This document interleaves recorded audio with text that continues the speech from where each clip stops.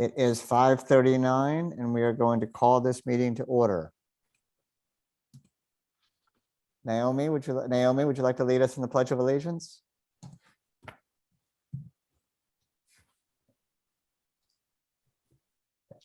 Can you hear me now? Yes. Okay.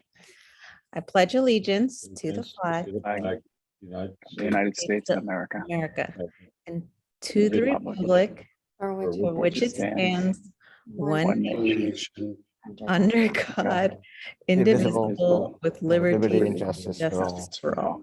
Thank you. Oof. Evelyn, could we have a roll call, please? Sure. I'm sorry, let me go ahead. Okay. Commissioner Robin, present. Commissioner Marshall, Here. Commissioner Craig,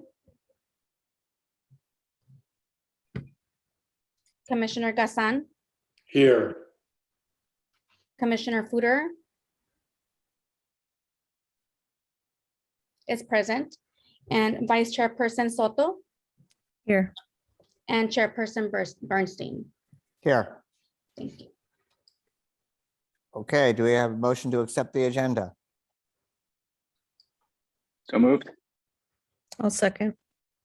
Approved. Okay. We have approval of the minutes from our special meeting from November 17th, 2021. Do we have a motion to approve those? I move to approve. I second it. Okay, now it is time for public comment.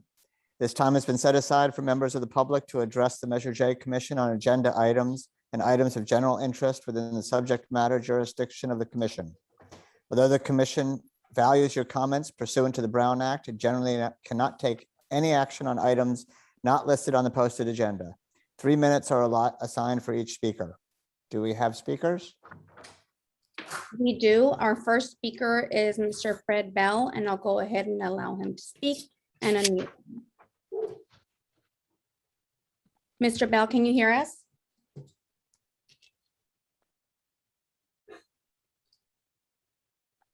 Mr. Bell, can you hear us? Oh, you may have to allow for talking. Mhm. There you go.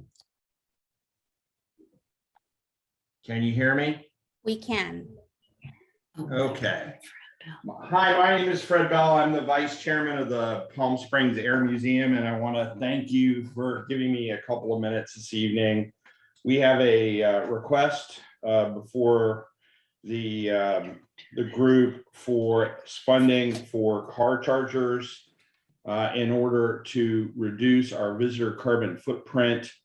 The facility, which is 25 years old, currently has a 400 kilowatt solar system installed. And we have done a complete retrofit of our high bay lights and our parking lot lights to high efficiency LED. But we would like to continue to go down the path that Palm Springs is going and encourage our visitors to use EV vehicles with these chargers. So if you can review our proposal and let us know if you have any questions, we would very much appreciate your consideration. Thank you so much. Thank you. Next speaker. Next speaker is Mr. J.R. Roberts, and I'll go ahead and unmute him now. Mr. Roberts, can you hear us? I can hear you and I can see you. Okay, you may begin.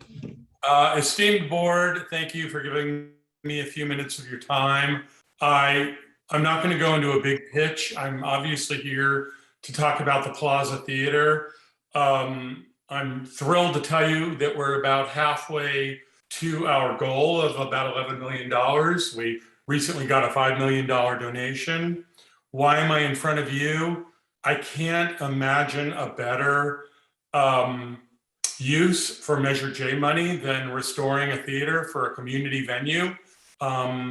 It's really for the public. My involvement in it is that it stays a community venue and it's fully restored for that purpose. I think most other things are in my application, but I just wanted to tell you that we are really excited about the prospect of finishing this up and fully restoring the theater. Of the $5 million we recently got, 2 million of them are matching funds. So Measure J could make an enormous difference, and any dollar that we get from the Measure J fund obviously will be doubled, and that'll be huge. That'll be enormous for us and put us forward on our mission. And I'm a volunteer doing this. I'm doing it on behalf of the city, for the city, and everybody else involved is as well. And that's all I'll leave you with, unless you have a specific question. I know it's public comment, but that's what I'm here for. Okay, thank you. You bet. Thank you. Our next speaker is Dieter Crawford, and I'll go ahead and unmute him now. Mr. Crawford, can you hear us? Yeah, can you guys hear me? We can. You may begin. Good evening, commission and staff. My name is Dieter Crawford, Vice President of the Desert Highland Gateway Estates Community Action Association. My background is in public health and community health. I currently work as a clinical community health worker at Savas Health, and I'm also on the Parks and Recs Commission. But I'm here tonight representing the Desert Highland Gateway Estates Community Action Association. Just want to speak a little bit about the extreme park for skateboarding, BMX, and biking, and other extreme sports at Desert Highland Park.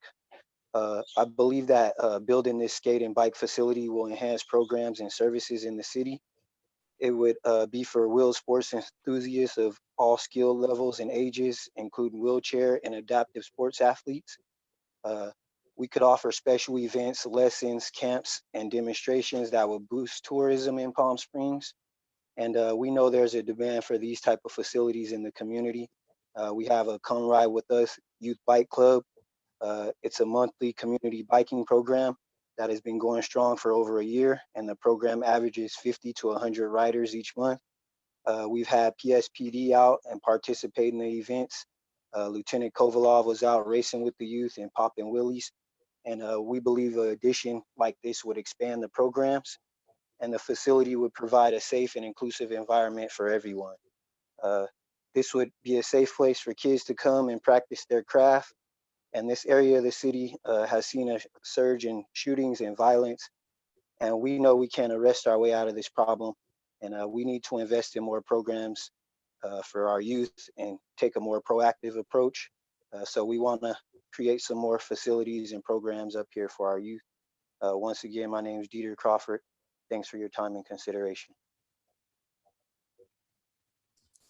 Thank you. And up next, we have Jason Loya. Mr. Loya, can you hear us? I sure can. Okay. Can you hear me? And yes, we can. Wonderful. Good evening, commission and staff. Thank you for the opportunity to speak tonight. My name is Jason Loya, Deputy Fire Chief with the city here. I just want to address the importance of the fire training tower project that we have in the works here. We've been working on this since 2014, as I think when we hit the budget request for this project, and we're really excited about seeing this project move forward and get completed.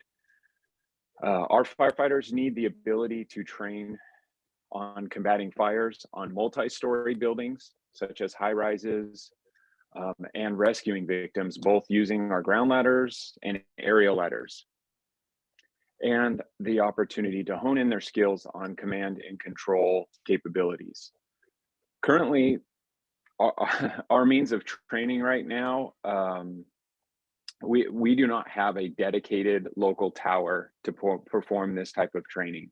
We use a variety of sites to help us a little bit to tackle these. We're using the backup fire station to practice raising and lowering ground ladders.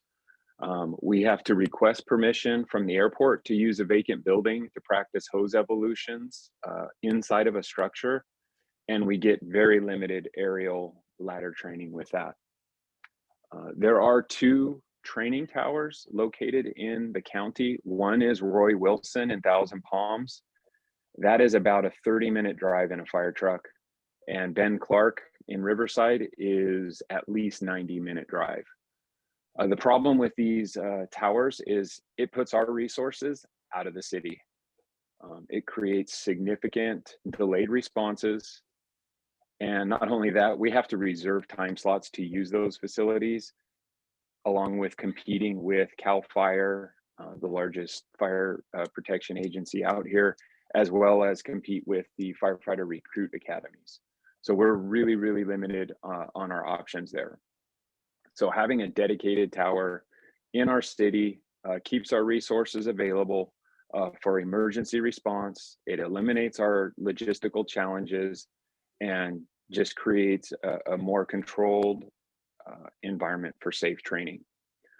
I'd like to extend my gratitude to the commission for their commitment on this project, and it will have a significant positive impact on emergency services to our community.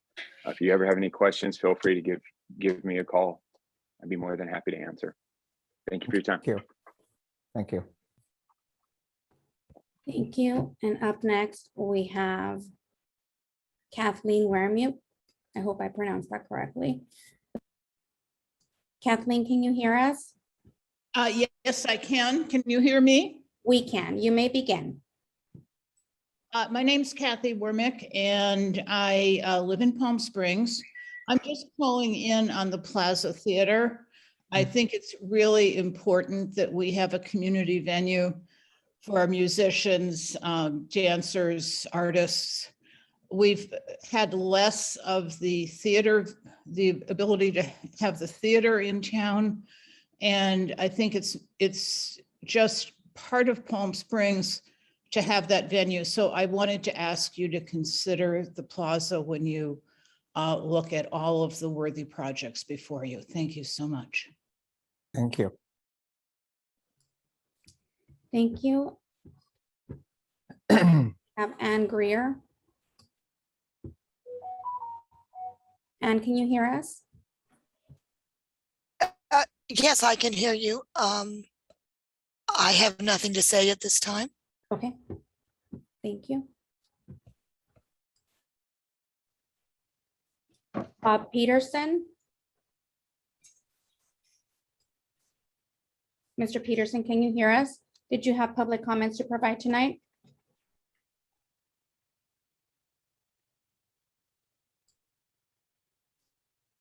Mr. Peterson, can you hear us?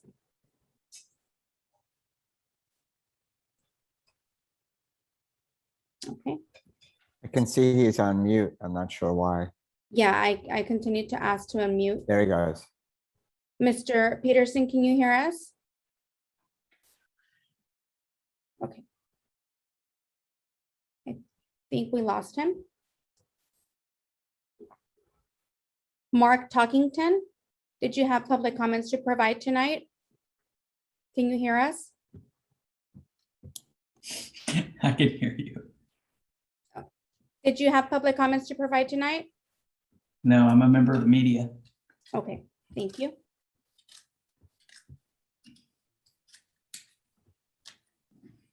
Gretchen Gutierrez, did you have public comments to provide tonight? Thank you. No public comments this evening, just listening in.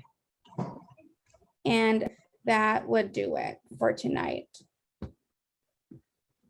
Okay.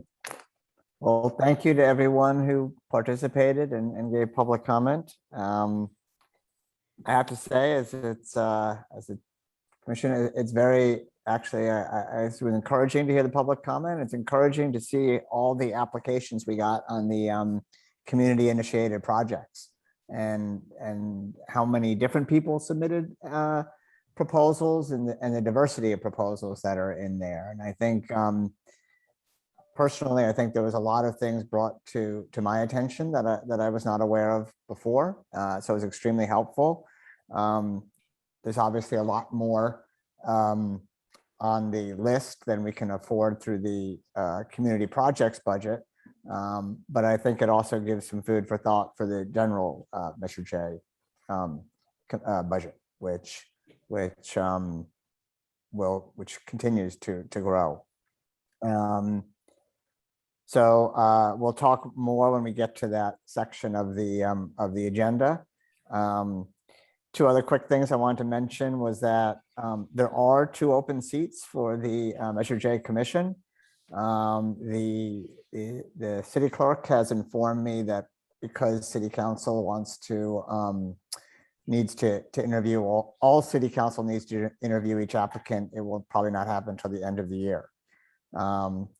I think there was also some question from the city manager about the legality of subcommittees and according to the Brown Act. So I'm waiting to hear back regarding some of our subcommittees as to how we can proceed. I had mentioned that we wanted to looking for funding, as we talked about last time, for the marketing projects. Although on that note, I think everybody did see there are increase the amount of Measure J signage, certainly on the street paving and other public projects. And lastly, I do know the city had their visioning session in, I guess it was November, the end of November. We haven't heard yet on when city council will meet with Measure J Commission, either as a single liaison or as an entire council. And I am going to ask the commission if I have been pushing, if they are okay with me writing a letter to or contacting our new mayor to again express the urgency of getting us on the schedule. It has been 2.5 years since we have met with city council. So those are my comments. And we have commission member comments at the end, unless anybody wanted to say something on that immediately. Nope. Okay, let's go to the Measure J budget update. Good evening. We are reviewing November 2021 numbers year over year. 21-22 we're at 4.6 million, and 2021 we were at 3.7 million. So approximately 900,000 over the prior year, which is doing excellent. Does anybody have any questions on that? I think that's terrific news. So we're 23.4% above projected budget for Measure J for this year so far. And that only goes, that's through November, but it's sales tax is only through September. Is that right? So it's really only still the summer. It doesn't include the fall yet. So that is terrific news. Are there any other questions or comments on the budget? I am just going to, yeah. I mean, we still have 17 million in unallocated funds for 21-22 overall, which includes the community projects. And then based upon everything I'm seeing, the spring and winter looks like it will be equally as strong. And so there may be more than that. And then I would assume that the 22-23 budget would be very strong, but we will see on that. Okay, thank you very much. And we will move on to the capital improvement projects. Good evening. I hope everyone has the memo that we've prepared, engineering prepared for this evening. I think all projects are pretty much, you know, we're used to seeing the project. They're the exact same projects we've had on for a while. I will go, I guess, each project, discuss them, discuss and answer questions if anyone, if the commissioners has questions, but I'll go ahead and start with what we propose as staff to bring forward with our capital projects or 5-year CIP. For the first project that I have on the list, it's a project for building restrooms at Victoria Park and Ruth Hardy. The request is $950,000. And that number is actually pretty accurate. We just awarded a contract for about $850,000 for 2 other restrooms, and prices continue to go up with the supply chain being challenged. We are finding that prices are still moving in an upward trend. So $950,000 is a good estimate for purposes of 2 new restrooms. The next project down is the fire tower training facility, the one that Chief Lawyer was discussing earlier. That one particular project we've had on the books for a while. The one thing of note here with that project is the prices are continuously increasing. We have a recent estimate that the project's going to be about 850,000. So the Measure J funds that we're requesting are 737,500, with a couple of funding being provided by the fire department. The remainder of that funding being provided by the fire department. The next project down is the emergency generators at several facilities. We're asking for 600,000. The city water treatment program, that's to monitor the waters in all our different air vac systems throughout several of our facilities. That's $100,000 for design. The next project down is the recreation fields LED lighting upgrades. Essentially, we're moving towards, we're currently in design. We found that the existing lighting fixtures and the poles really need to be removed and replaced with new poles. So we're taking the time to reconfigure using more efficient lighting, different configurations to make it more efficient, to point down away from the houses or any neighbors. So it's a good project. And for that particular project, we're asking $1.6 million. The roundabout at Indian Canyon, Palm Canyon, Paracela, the ask is still $100,000. That's a multi-year funding project. So the very first year we're asking for 100,000, and we'll be asking for more as the new CIPs come forward with the city council. As we discussed in other meetings, our annual pavement rehabilitation projects. This year we're doing $6 million, and our typical ask is $3 million, but I believe if we continue with $6 million, it would be very prudent. We'd be able to get more streets done faster. So we had that discussion previously. So the ask this year is to provide or to set aside $6 million for the next paving project. Joel, could I just ask a quick, we already have 3 million. Are you're asking for an additional 3 million that what's on there already? Correct. The 3 million for another 3 million to make it 6. Correct. So I should have I should have clarified that on the memo. That's correct. Okay, thank you. The new dog park, that's for a new design. So the 200,000 that we're asking for is some matching funds. When we get the grant, the city will need to provide some funds for that dog. It's a brand new dog park. So we're asking for 202,000. So the total J funds being asked for, or that staff recommends, is approximately 10,300,000. Is there any update on that grant for the park?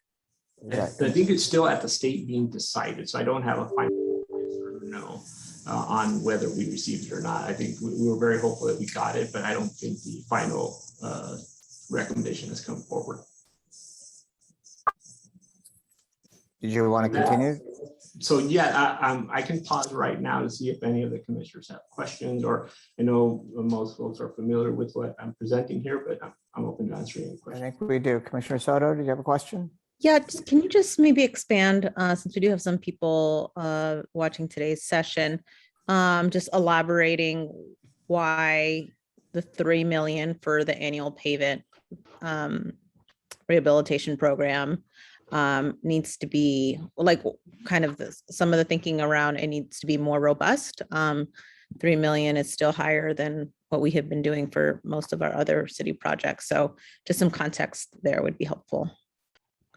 Yeah, I can sure explain that the city, well, I'll start with saying that the city does a report every 3 to 4 years, a study of all the streets in the city. We do a pavement management plan. We hired an independent consultant to review all the streets in the city and essentially give them a score, a pavement index score, pavement condition index score. So that report really informs us of how or where our city streets are in deterioration, and essentially tells us what our average score is. Generally, your PCI scores, when they're in the 80s and 90s range, that's a really good score. So the average for the entire city, I believe, and I'm going off of memory here, was around 67.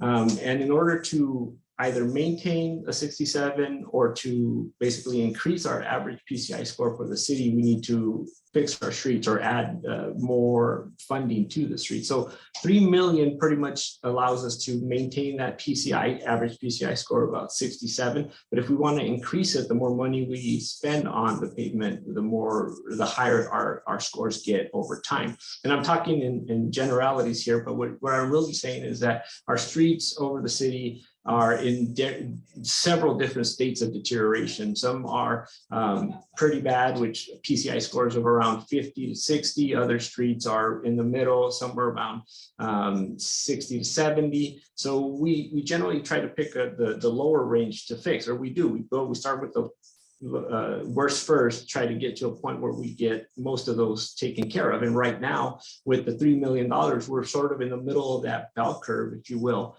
The PCI scores generally right now around the city are the thickest part of the curve, or the widest part, is in the 50 range. And that's sort of where we're at. We're stuck right now. And we'll be there for a while unless we invest more money and give more money into our street. So that's sort of why we're asking for the $6 million. And there's more to it. The city has an FAQ on our website. So if any member of the general public wants to find out how we do the evaluations, how we score our streets, how we pave them, and what would we get if we spend more money, it's all in the FAQ located on our website. So just quickly, how long, if we spend $6 million a year, how many years would we need to do that to actually improve the score?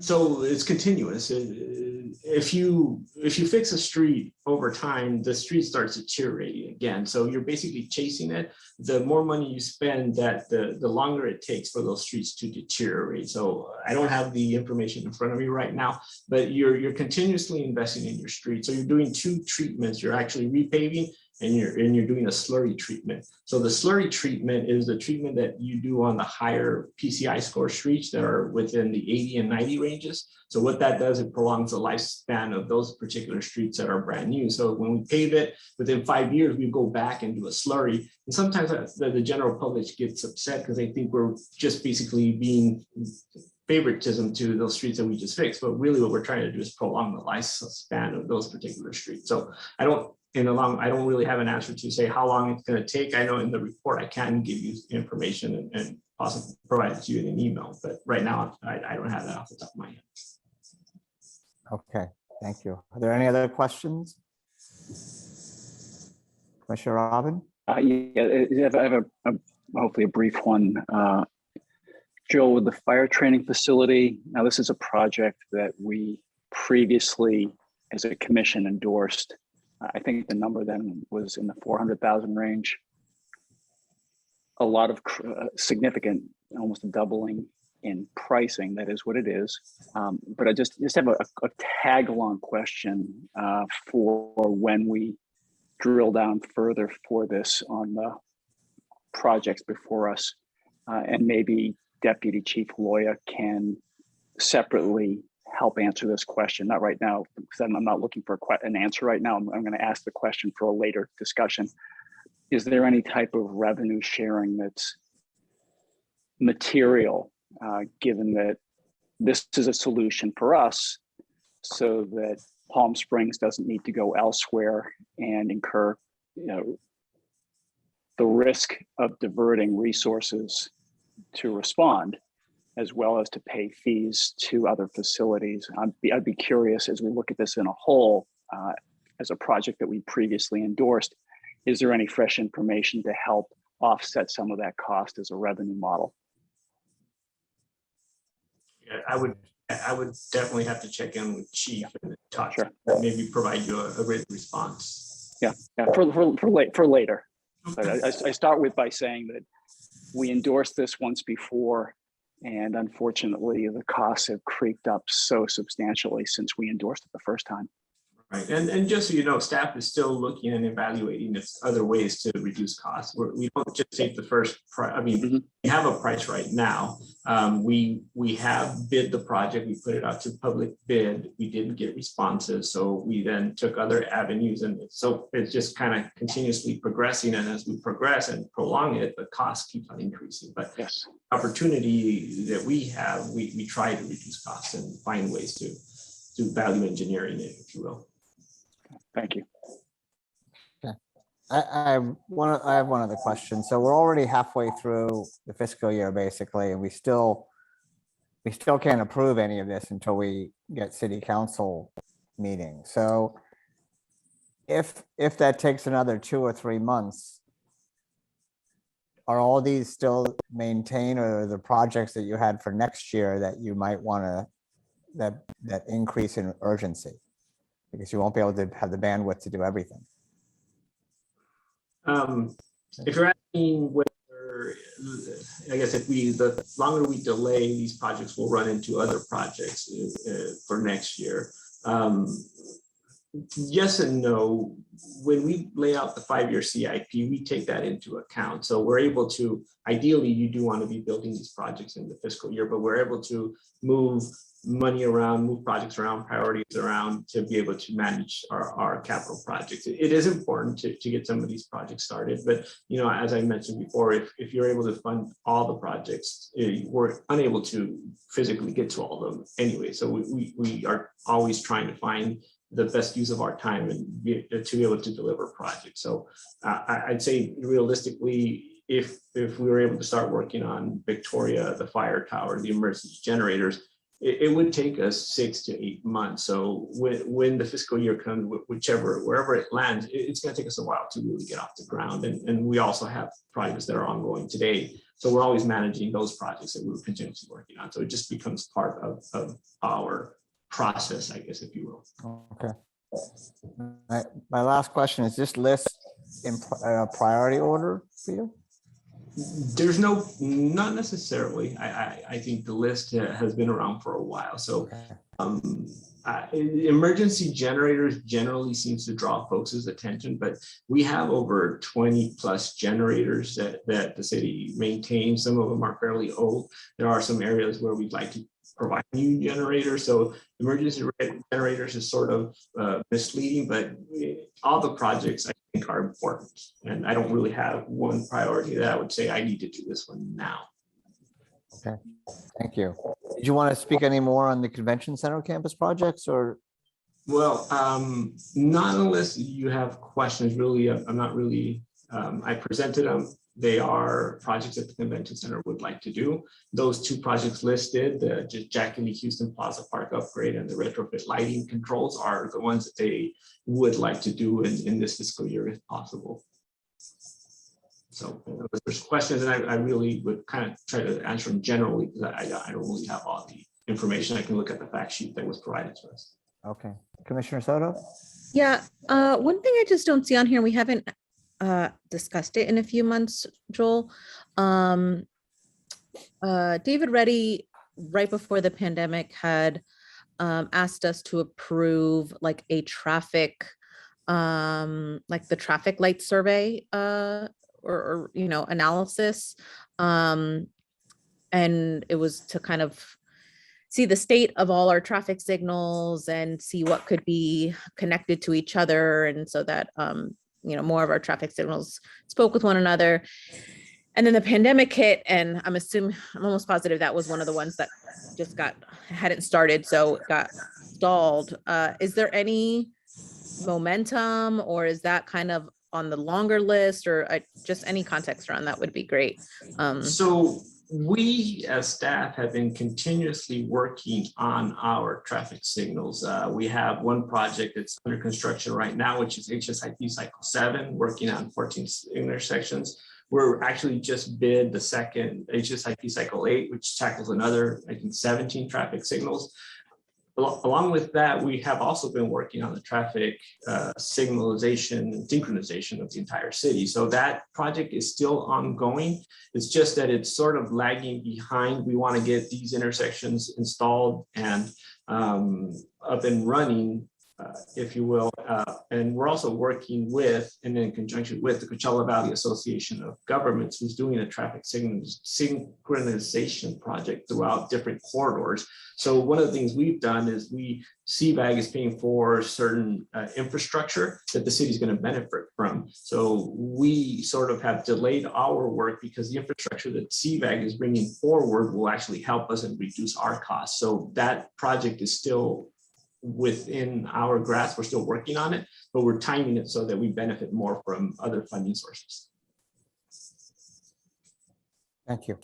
So just to clarify, we're prioritizing right now the analysis of certain intersections, priority intersections, and the CVAG. And because my impression before was there was going to be like a citywide analysis, but what I'm hearing from you is that there's kind of like some priority areas that we're going to work on first. No, so let me clarify. The analysis has been done. We're very well aware where our deficiencies are with our traffic signals. That is something we have a report with our traffic engineers. We have our analysis. We know exactly what we need to do to bring our signals to current standards and to synchronize them and to be able to control them. So we have that information already. That project has happened and we do have it. What we haven't done is taken that information, created a capital project to actually then implement what the actual reports are recommending, right? Because what we're doing is we're actually stepping back and looking and allowing CVAG to come in with their regional synchronization project so that we can then work with that and use and benefit from the infrastructure they're bringing forward, along with the Highway Safety Improvement Project, HSIP projects that are also being constructed. So it's dynamic, it's moving, but it's moving at a snail's pace. Got it. Okay, thanks. It's always being done in the background, so things happen. I don't really bring it forward, but there's work being done. If you drive to Palm Springs, you'll see folks at different intersections doing potholing, trucks on top. That's sort of the project we're working on. Great, thank you. Any other questions about Commissioner Robin? Gerald, to clarify, tag along question, just to clarify that I remember the number was about $300,000 for the study of the signals or the reprogramming of the signals, putting aside the designation. Could you clarify, has that funding from Measure J been formally designated, or is that a floater that will come back to us when you need it? I think it's going to be a floater. I'm going right now. I'm sort of not prepared to answer the question. Okay. I think it is a floater that we will ultimately come back to Measure J for money to implement the project, depending on how much we can actually take advantage of the other funding forward. So you may in the future, in the next CIP cycle, see a request for funding. Any other comments or questions? Okay, well, again, I think we need to urge City Council to help focus on this.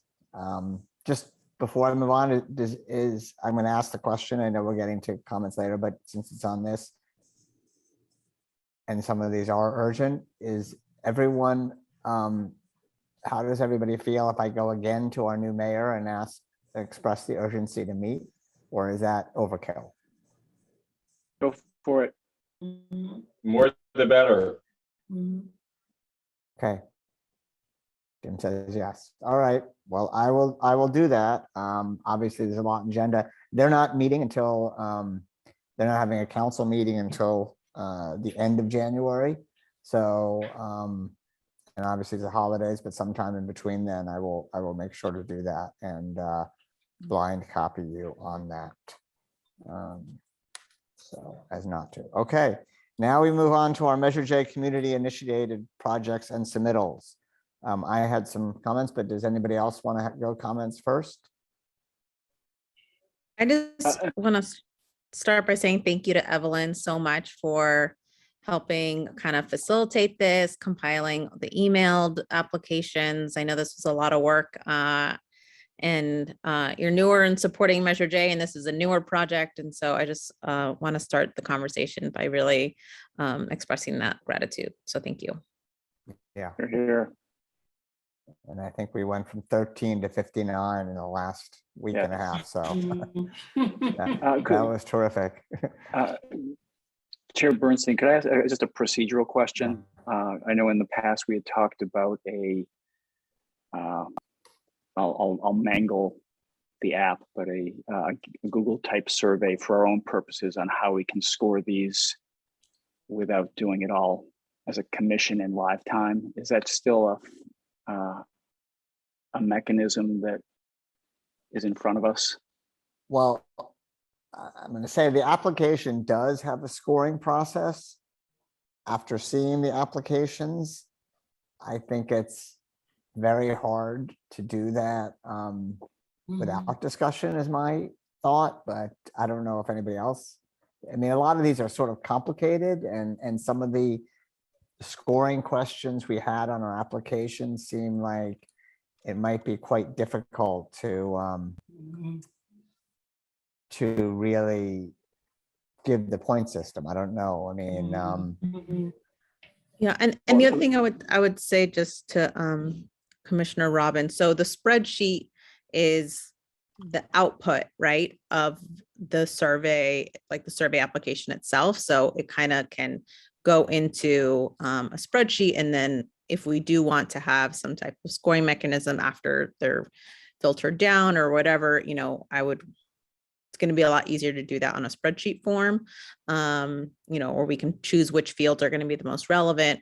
But kind of, if we do decide to kind of get to a point where there's filtering and sorting and prioritization, it's going to be easiest to do it on there. I might have missed the obvious, but where do I find the original applications? It's still online, or if you look at some of them included it. I think if you look at the it's on still on the website, the city Yeah, website. I'll go there. Sorry, I Yeah. was relying on the mercies and kindness of Evelyn. Sorry. Well, if you have the link to the application, some of them actually included the full application instructions on it that had the scoring. Okay. So, but if you look at it, it's on my screen now, is that some of them, the questions were, you know, does it make Palm Springs a safe and desirable place? And does it promote the growth of tourism? So a lot of the applicants actually directly answered each one. And obviously they were, you know, all supportive of their own projects. And I think it might be hard for the applicants, certainly wouldn't have given the low points, and that would be up to us. So I do think, you know, what we also is on the original application, we talked about having certain of the applications grouped together and having some of the other parties who have more knowledge of some of these areas to present or have a discussion with Measure J. So we had broken it up initially to parks projects, public safety, transportation, facilities, and having them each one at or more than one at a meeting and go through all of them. And then there's probably some that I think do not fall into anything. So that would be a discussion item. I mean, it seems to me like there's a lot of parks ones there. A lot of parks ones were submitted by the Parks and Recreation Commission and some others. And it would make sense to have them help prioritize and discuss it with us. Because it's sort of difficult to tell just from each application which one might be more pressing. I know things to do with any kind of traffic or safety. I would like a staff report on that because that's very hard for us to judge just based upon the application of those that some sound, you know, certainly with merit. Commissioner Gazan, you have a comment? Yeah, I'm just wondering, I don't know if we're going to get into the weeds here tonight to discuss some of these entries. But I think for the few people that are still left on the call, especially the media, I think we should be clear that this is not coming out of all of Measure J funds, correct? We did this just for our community funds. So I don't know if you want to explain that, I'm happy to. Yeah, but, so you can explain, go ahead, sure. Well, and I don't know how accurate I am, but you know, we're given $1 million out of, let's say, roughly the 17 million that comes in from this tax annually. So I just want it to be clear to the public that these projects are being considered mainly for that $1 million that we spend annually. Right now, we do have, I believe, $2 million to spend, or maybe more, because we did not spend during COVID. But the rest of all those millions of dollars that come in through Measure J, we have kind of a long list from the city engineers that are all capital projects that, again, may benefit the city. Obviously, we were talking about street paving. So again, for the people that are listening, street paving is very important to a lot of residents, and that takes, $6 million. And then there's a lot of other capital improvement projects that Measure J over the years has paid for to help keep our city running, basically. So I think it just needs to be clear to that audience that, we wish we could do all of this, but we are looking at a very limited amount of money. Although I think some projects could be looked at by the city and, again, maybe be covered by general fund or come to us through the city, through those channels, like you were saying, Jeffrey, if it's a safety issue or something of that nature, that would then maybe come through staff, engineering staff, for something for us to consider. So I'll leave it at that. If you want to give some examples too, Jeffrey. Yeah. Well, first of all, it is 2 million, and there will be another $1 million as of next fiscal year, which will start July. So there's 3 million.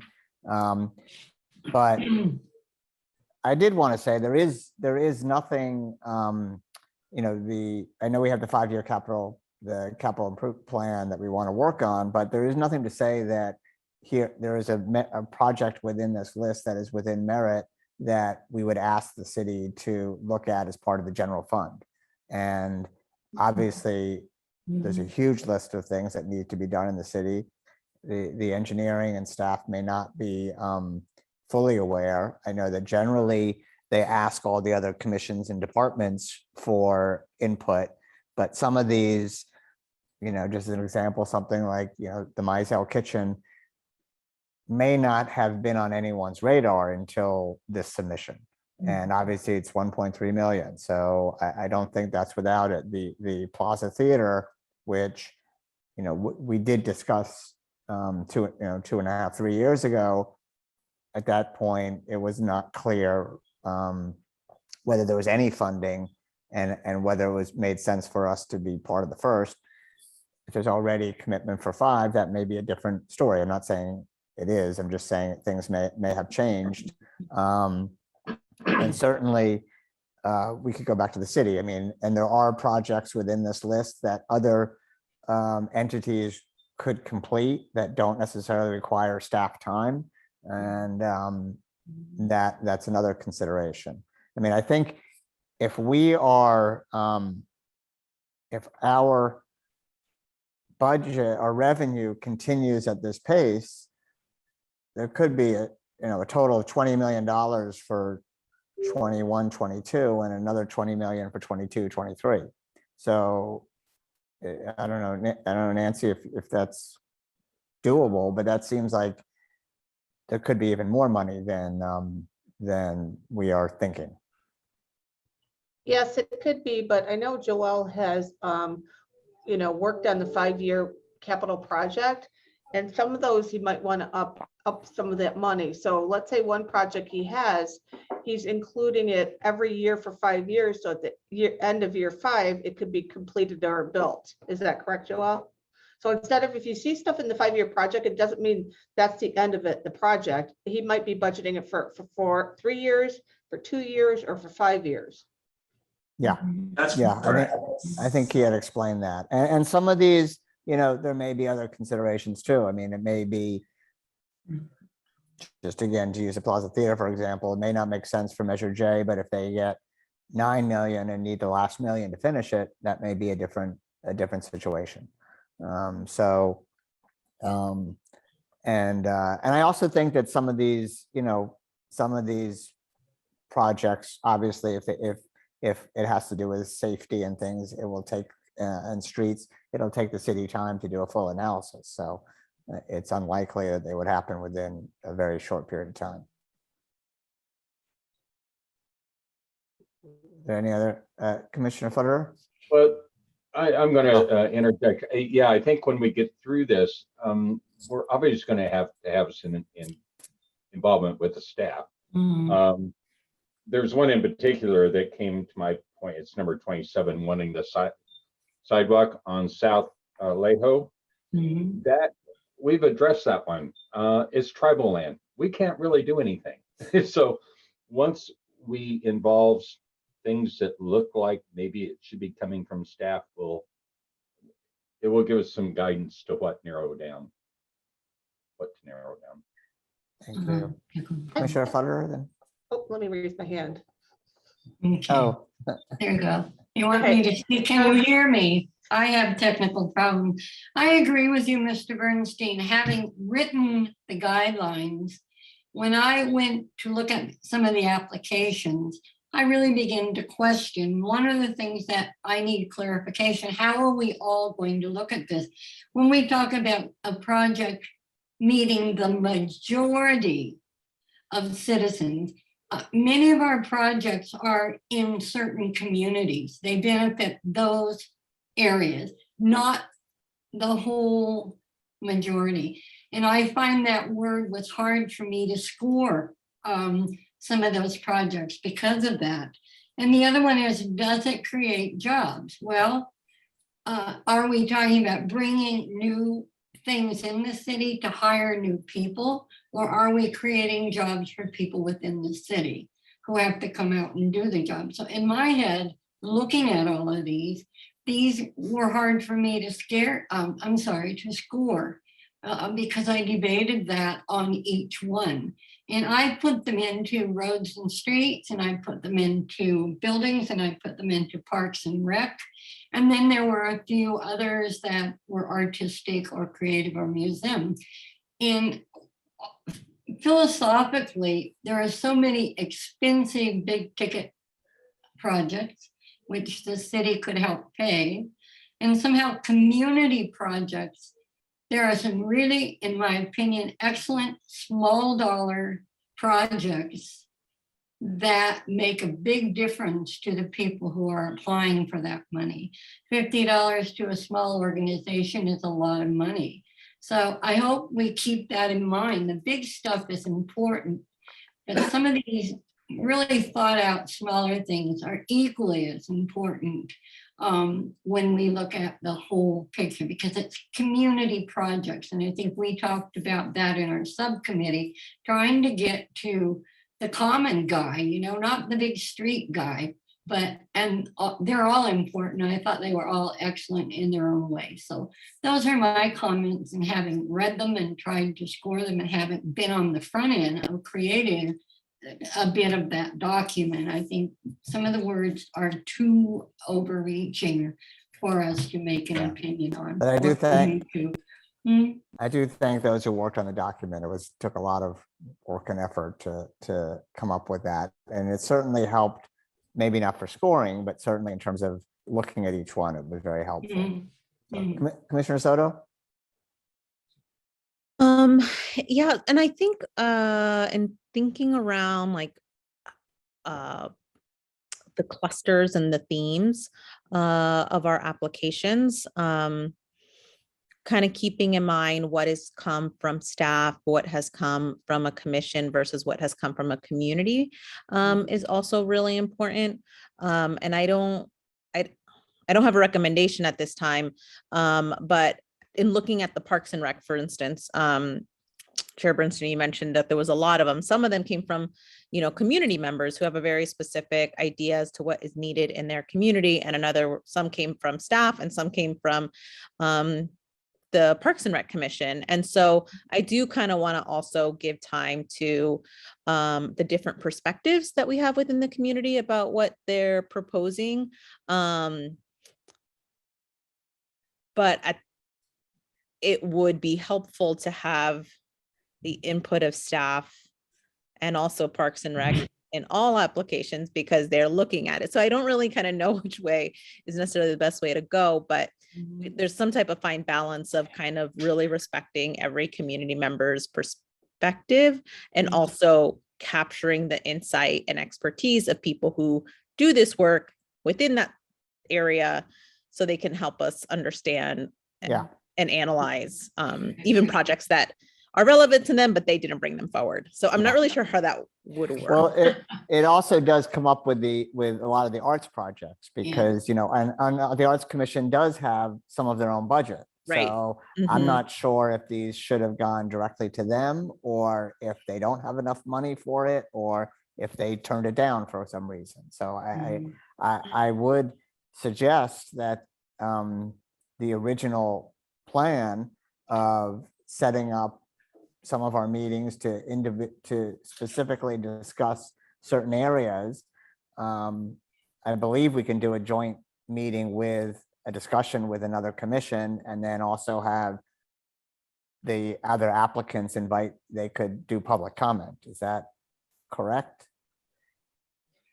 That's what we said. Yeah, so I think that would be the way to do it. So if we had a joint meeting, you know, we could have the meeting with the Arts Commission, for example, and to discuss, you know, the different ones, and we would have the applicants would also have the chance to do public comment during those specific meetings.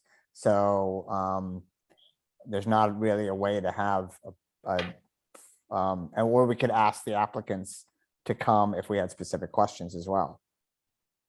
I think that's within the legality. Chair Kazan? First, I don't know how to do the little blue hand that I see on some people, so maybe someone can tell me where to press for that in the chat, please. I do know how to chat. Yeah, this list is awesome. I'm glad that a lot of people participated and there's a lot of valid need out there.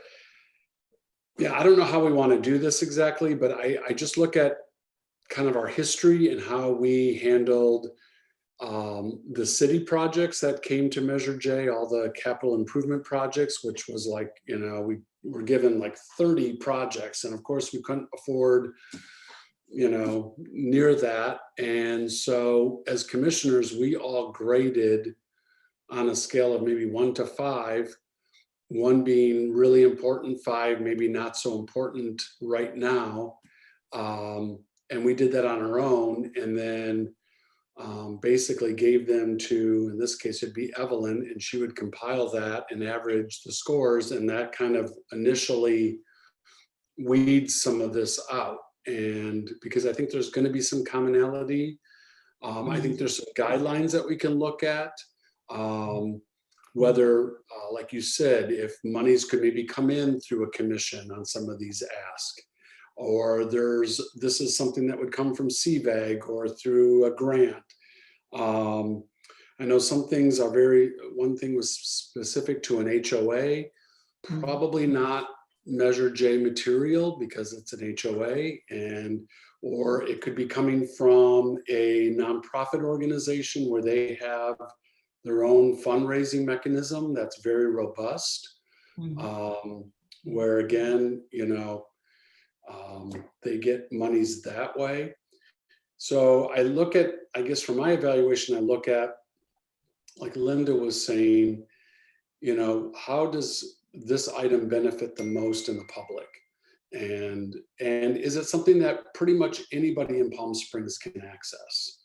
So, you know, safety issues are always great. Park issues are open to the public. You know, even the Palm Canyon Theater, that is a public venue. That is something that will benefit the public. And so that's kind of where I look at this. And I haven't looked at every single one of these line items in detail. But I'm just thinking, you know, do we do some homework on our own and give ourselves a drop dead date to get this back to Evelyn? And because I just don't see how we're going to talk through 50, basically 60 different applicants. Yeah. I don't know when we'll have the time to do that. I don't think we will. That's why I think they do have to be grouped. I do think there are certain ones which really we do not necessarily fall under, you know, whether it's an HOA or whether it's, some of them were for actual grants and grants given to public, and things like that, which I don't think is, I know Measure J has a broad scope that could be done, but I don't think the original intent was to use it for things like prizes to people. So, Right. all right, everybody's got their hand raised. We're going to start with Nancy. Commissioner Marshall had mentioned that one of the sidewalks that was requested is on Indio tribal land, and we are unable to do that. I think I got some feedback, some emails saying that they're blue in the face for submitting the same request. So maybe we can reach out to some of them at the end and let them know why their project wasn't selected, so they actually know that the sidewalk cannot be constructed by us. Mhm. I would suggest, I would propose that we, I mean, there's 60 here, there's 59. We're going to have a lot of them will be covered if we do these individual groupings. And for the rest of them, we'll either discuss, or I think anyone else, we should write out to them directly. And if there is one that we're just not allowed to do, we should absolutely respond. I think, I don't want to, no one should have submitted this and never hear back anything, or have this chance to speak. Commissioner Robin. Oh, Joe is next. Yeah, thank you.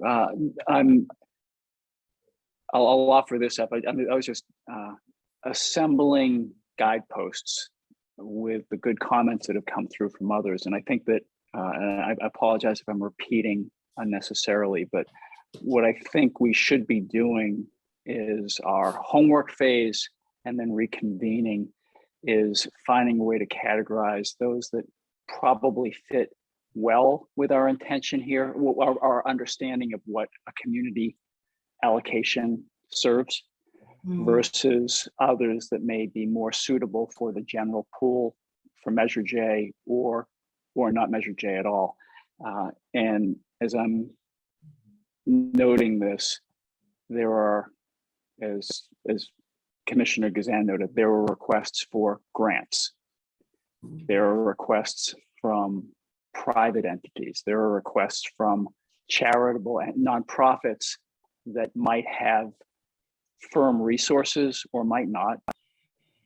There are requests listed here that cover city departments and city commissions, and probably need to be coordinated more completely. For example, a COVID memorial requested by, and I believe by the Human Rights Commission, that would be for artwork, which would probably fall under the Public Arts Commission. That certainly needs clarification and coordination for our purposes. And then further, there's the cluster of roads and safety that very much depend on what city staff reviews, analyzes, putting aside the dollar amounts.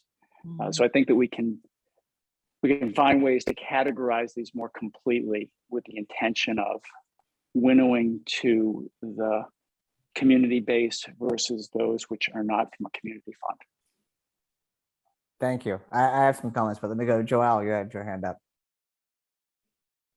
Just for the benefit of the commission, we as engineering took the list already and categorized it from our plans, trying to look at what we would group them as. So I'm going to kind of go what we have. We created a spreadsheet which we could provide as well. So we took Evelyn's spreadsheet, and we have 8 facility and maintenance projects, 19 parks, recs, park recreation and library projects, private, nonprofit or grant requests, 2 public arts, and 15 street traffic, pedestrian, public works projects. So we grouped them just for our sake. You know, we always want to try to get numbers and get them all sorted out. So we've already done that just for our benefit, and we can provide that and a spreadsheet where you can start scoring them in those groups if you so choose. That's wonderful. Yeah. Commissioner Soto? Thanks, Joel, for that. You're always 10 steps ahead of us. I wonder if maybe scoring might be, we might get stuck in like the criteria to score. And so maybe we can just have, instead of scoring, projects, like a categorization, or our feedback to Evelyn could be possibly around, probably, not a fit, maybe worth discussing, definitely let's discuss, right? And then from there, that might eliminate 10-15% of them. Then I can, whatchamacall, and then, we'll have a better understanding of which are the projects that definitely are worth discussing, and which ones, depending on how many commissioners want to talk about the maybes, it might give us a better sense of how many we're really going to discuss, and eliminate the ones that just aren't a fit.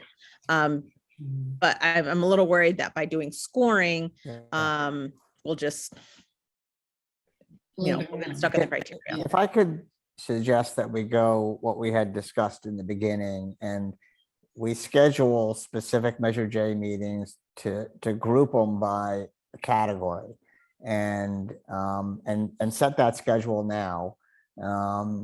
And so that we could invite, whether it's the Arts Commission, and I think it's really just the Arts and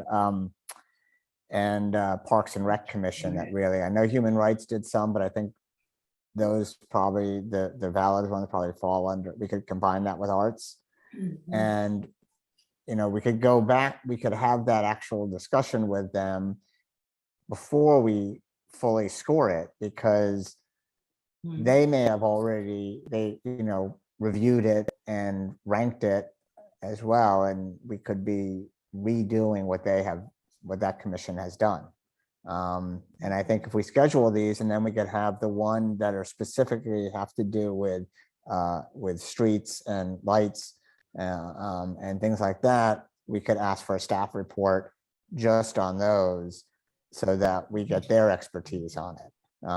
Because we could, again, you're right, we could rank them, and but Joel could come back and say, this is not 50,000, this is 500,000, or we have already looked at this and assessed it, and this is what we have come up with, or yes, we agree, this is really important and it was not on our list and we should add it. So it could be any one of those. And then we'll have a better sense of where we are with all the projects and what we could actually do with our 2 to 3 million if we put some into next year, and what we would actually ask the city to add to the general fund. And then which ones we need to go back to the applicants and say, this is, worthy, but not necessarily covered by Measure J. Does that make sense to people? And then we have all the miscellaneous ones, which would not necessarily be a commission, but it could be, some of the nonprofit ones and things like that, to have an understanding. And I'm correct that we could ask them to come and ask questions as a commission in a public forum. Is that right, Nancy? Evelyn, where'd you go? Oh. But one of the things I wanted to mention that I did see on there, there's some requests for sponsorships, and that's a whole different process through the city clerk's office. So right away, the sponsorships would be eliminated, and we would have to redirect them to follow the process of the sponsorships from the city. Yeah, I think it might be beneficial, like before we do the Arts Commission, we have the Public Parks and Rec, and then we have all the others, but before we wait to the end, if there's ones just simply are not applicable to Measure J funding, we could respond to them directly, and let them know that, that there are other resources but this is not a Measure J option. So I think that would be, I'm not sure specifically, is that coming from you, Evelyn, Nancy, or me, or how would we actually pick which ones we decide are not part of it? Evelyn and I could go through the list of sponsorship requests. And then maybe Joel, if he's in next week, he likes to take vacations, so I'm not sure if he'll be here. I'm kidding. We could, the three of us, go through the list and kind of come up with kind of recommendations, what would fit and what wouldn't fit. And then, and Joel will probably know, because I have had several requests for the sidewalk near a school, that if that is at Indian land, we could reach out to them right away and explain to them that, this does not qualify because of this reason. and we could redirect the sponsorship to the correct city clerk's office, and they can explain what the process is going forward. Yeah, I would certainly the ones that don't apply at all is to, if we could respond to them quickly, and then I think if we can schedule the rest to be discussion, we're now talking January, February for at least, I don't think we can do more than one in a session. And then especially if we start getting to our capital one, does that make sense to everybody? Yeah, I just want to get sort of moving on this. So I'm a little confused. So I feel like we need to put in some benchmark dates then and some task here. So are we looking to call on staff first to do some weeding of this and weed out sponsorships and or projects that like a sidewalk on Indian land or I don't know, there was Yes, the answer to your question is yes. That's what they would do in the next week or two, is the ones that are simply not, which are not options for Measure J. They would weed out and notify the applicants of the correct process in which to do it. or that And it's or done. yeah, or they could let me know and I could do it, or whatever they tell me is the best source, best course of action. And then we could schedule, we could set for the January and February, we could have one for Parks and Rec and one for, arts and others, and see if we can't cover, and then a third one for the engineering department to give us the reports on that. Does that make sense to people? That would be January, February, March. Yeah. It does. I just feel like the public perception might be that we're favoring Parks and Rec and the arts, like a commission over an individual request. So, Well, I would include the individuals who had Parks and Rec or arts projects in that meeting. Yeah. I would. well, no, but I'm just probably saying give 'em- something that's valid, that might be something that we all like, that has nothing to do with parks, that just came in from an individual. I think would we have a although- third meeting that might just, we have one meeting that is just all the miscellaneous items, and not miscellaneous, ones that don't fall into the other categories. But then I think if that's a lot still on the list, I think that's where I kind of like someone's suggestion of maybe a 3-tier, like it's definitely worth discussion, it's a minor discussion, it's not a fit. And maybe a lot of the not a fits will already have fallen off because those were the grants or, the sidewalk on tribal land or whatever, but, or that we just individually determine it's not a fit for us at this time, but because there's still going to be a lot on here that isn't, there's individuals that have come to us with sort of park recommendations, and then there's the Parks Commission that's come to us. So just to clarify, my suggestion was that the individuals with parks requests be at the same meeting with the Parks and Rec, so that they also have a chance to speak on that, and we would ask them to come. But anyway, Nancy? I do respect, I think we ought to give everybody kind of the same equal amount of time. So if the Park and Rec want to come for their 3 minutes, they need to organize it so that they tell us what their top wants and needs are. And so we give respect to everybody and give them all the same amount of time. Same with Arts Commission, same with, whoever attends should be able to get the same amount of time. Is What are your thoughts on that? Is there not an option to have a discussion with the commission, though? I mean, we have done that in the past. I think what we were struggling with, Nancy, is if Parks and Rec has looked at a project that is coming from the community and they have, worked on that, researched that or whatever, then how can we also have the Parks and Recs, insight in helping shape how this fits into the possibilities. I think I agree. We want to be fair, but then how do we leverage the expertise of staff and commissions? I mean, did they submit an application for all of these? And with an explanation? The Parks and Rec did a lot of Parks and Recs ones in here, and individuals also did them as well. Yeah. So, but the point is the Parks and Rec, submitted, I think there was or between the commission or commissioners, I think there was at least half a dozen on there. I Right. go out the Almost number. 2 So dozen. I think that's where the point is that, you know, I mean, I believe that, you know, the best, we can invite individuals, but the best way to get is to have a discussion with other people who have spent a lot more time on this than us.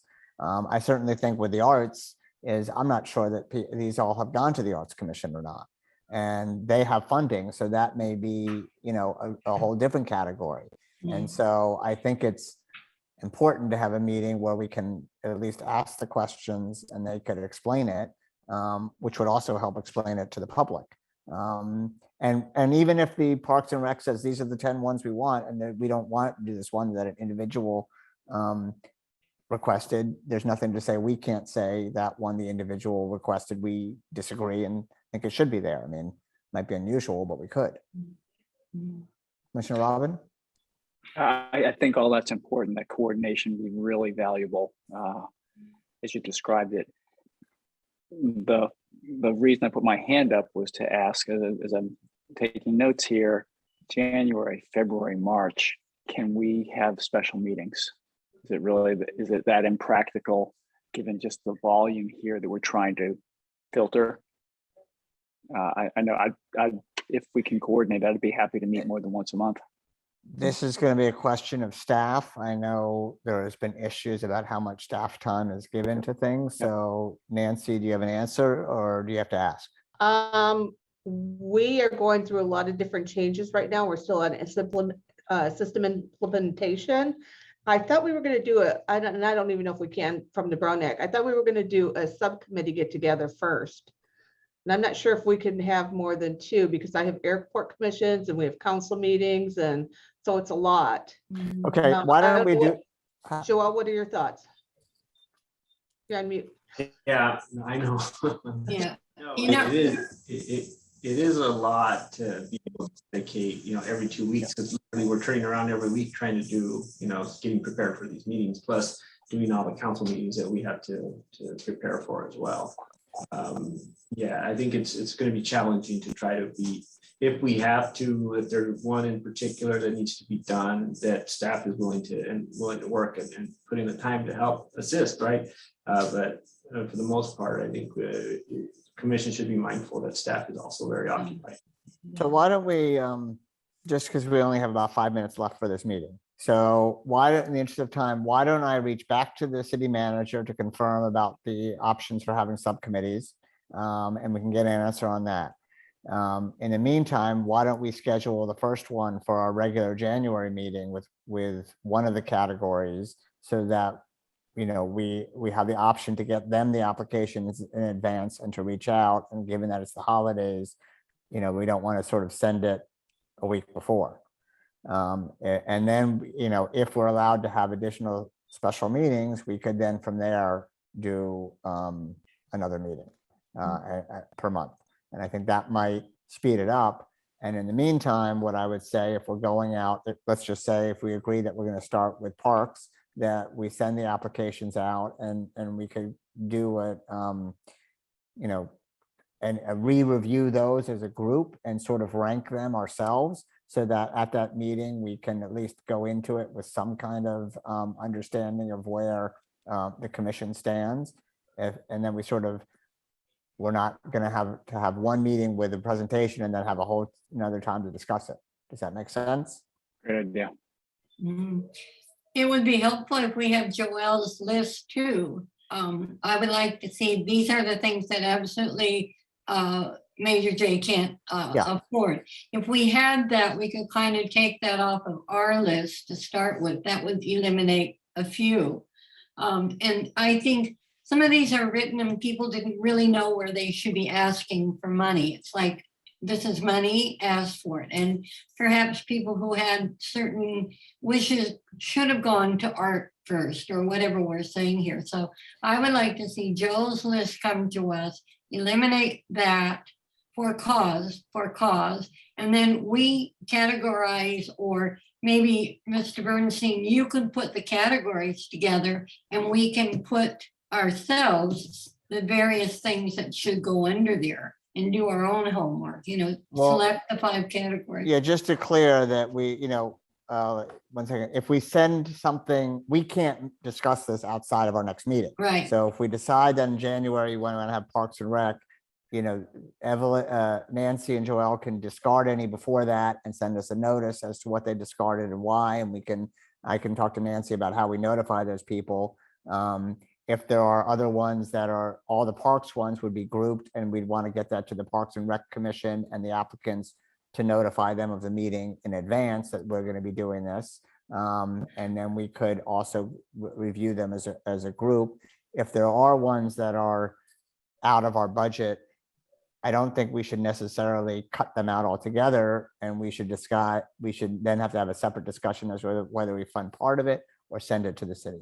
Commissioner Gazan. Yeah, I'm going to throw a wrench into this. I'm going to propose something a little simpler and a little fairer. We have the city do their homework.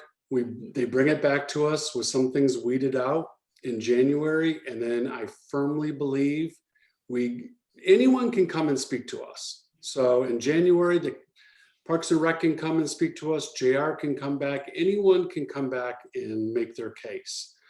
We do our homework individually to weed this out and put a priority on everything. And if Parks and Recs bubbles up to the surface that most of the park projects are important to us 7 commissioners, great, then we can get into a deeper conversation with Parks and Rec. Keep in mind, guys, we did this because we rejected the past with how this commission handled requests for these community funds. In the past, they learned a hard lesson that they did not want to open it up completely to the public because you would get a lot of different ideas, and instead let the public comments filter through a commission or through 1PS. And we chose to open it up. And so we've got a list of 60 items, and I think that we look at them all fairly. Obviously, some are going to fall off because they're either a grant or they just don't apply. But if we whittle it down to 49, then we need to look at all 49 and we individually rate them, and we can do a rating system that can be discussed or presented in January. And then at that point, and again, everyone can come and still make public comments and fight for their cause. But then at that point, we'll know what a little bit of a priority is to the commissioners. It saves a lot of discussion. We'll see that we have commonality, and for commissioners that have been on since 2018, we came together greatly looking at the laundry list from the engineering staff. We had a lot of things that we all agreed on that we presented back in 2019, and I think it was why it was a very successful presentation to council, and they adopted every one of our recommendations. So I think at this point, that to me just seems prudent. And then I think parks is important to all of us. There's going to be some park things that we're going to pick out of this that are going to be important to us. That's when we can go back to the Parks Commission and get a little down and dirty as far as, all right, what's most important to your commission? What has been talked about? When you look at entry 55, there's no way that those 18 items would total 250,000. It's more like probably $5 million to make all of that happen. And I think we're realistic about this. We know things cost a lot more because things have to be engineered and it's got to go out to bid, and some things might take a study that costs money, and then we build it. We wish it was cheaper. We wish it was faster, but it's not. So again, I just think that we simplify this. It's got to be fair. We did this because we want it to be fair to the public. And I think as we weed down in this, and if Parks and Rec or Parks, we find a lot of commonality and we're like, wow, we really love this park project. Well, then we'll definitely want to have a deeper dive with that commission. In the meantime, everyone's welcome to give their 3 minutes worth of a sales pitch to us every month. So I just in the interest of time, I gotta, just because we're over time already. I think the only comment I have is that when the major projects are already funneled by the city engineering, and they're presenting them when we do it. And so my view is that we don't have anyone else to funnel arts or the Parks and Rec but us, but I will go with what the commission decides they want to do. I have to go. Do we want to have do we want to have a meeting, our January meeting with one topic and invite all those applicants there together? This is after we've weeded out the ones that don't apply at all. That will happen before that meeting through Nancy and Joelle and Evelyn. Do we want to do that, or do we want to just rank them all for January and Well, we would rank them for February. We would first let staff weed out, and then in January, we discuss the next step. I just feel like if we're inviting people to talk about something we haven't even talked as a group, you might, that would be, I'll just make up something, but, inviting someone for XYZ building and we're like, hey, yes, talk to us about your project. And yet maybe 4 of the commissioners don't feel that that's really important.